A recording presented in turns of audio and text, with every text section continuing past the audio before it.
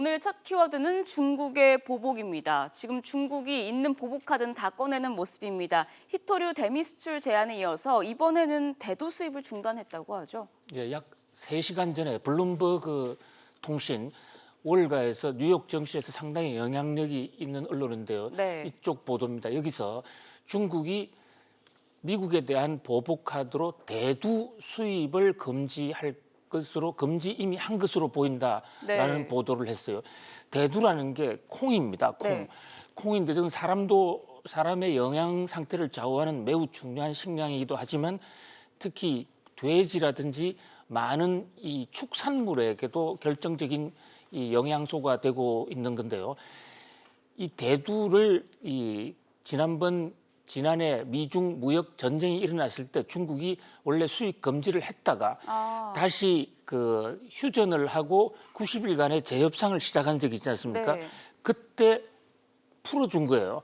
그런데 더 이상 중국 고위 당국으로부터 그러니까 공산당이나 시진핑 주석으로부터 더 이상 사달라는 오다가 내려오지 않고 있다.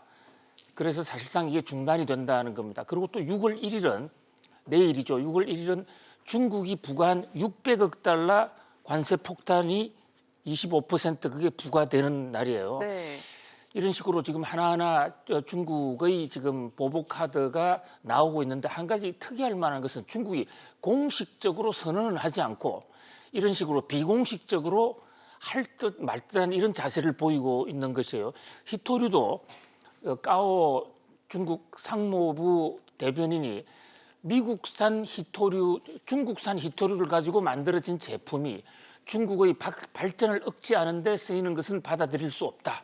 이런 발언을 하지 않습니까? 네. 바로 지금 중국 히토류를 가지고 미국 전자제품을 만들고 그 미국 전자제품을 보호하기 위해서 중국의 발전을 억제하는 것 이것은 말이 안 된다라고 하면서 간접적으로 히토류 수출 금지를 할 듯한 자세를 보였는데 정부는 공식적으로 얘기하고 있지는 않아요. 네. 그것은 아직도 미국을 향해서 협상의 끈을 놓은 것 같지는 않다고 볼 수 있습니다. 트럼프 대통령도 어저께 백악관 기자회견에서 중국이 관세 폭탄을 좀 맞아보면 그 피해를 감당할 수 없어서 어쩔 수 없이 협상에 나올 것이다라는 얘기를 하고 있어요.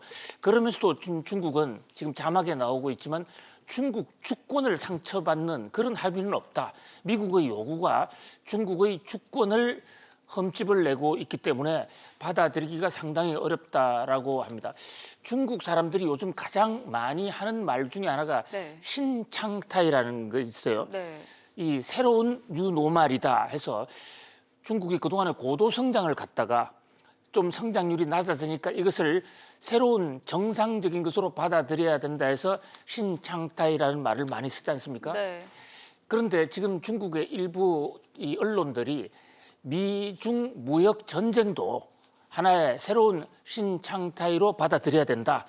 그러니까 미중 무역 전쟁이 계속 진행될 것이다. 이거 하나의 새로운 뉴노멀로 받아들여야 된다. 그러면서도 전면전으로까지 가지는 않으면서 서로 신경전을 하면서 주고받는 그런 상태가 상당 기간 계속될 수도 있다라는 것을 보여주는 그런 단어가 바로 신창타이라고 하지 않을 수가 없습니다. 트럼프 대통령 입장에서도 지금 선거가 시작이 됐고 1년 반 앞으로 다가온 선거에서 중국을 이용하는 것이 매우 유리하다고 판단하고 있는 것 같아요. 그러나 이 대두 수입 금지는 저것이 바로 미국의 농업지대를 때리게 되고 그것은 트럼프의 선거 기반을 흔든다는 면에서 어떻게 보면 히토류보다도 훨씬 더 트럼프에게는 더 아픈 카드가 되고 있습니다.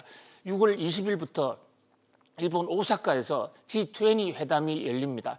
이 G20 회담이 운명의 분수령이 될 것으로 보이는데요. 그걸 앞두고 미국과 중국 간의 이 힘겨루기가 계속 정점으로 치닫고 있는 그런 모습입니다.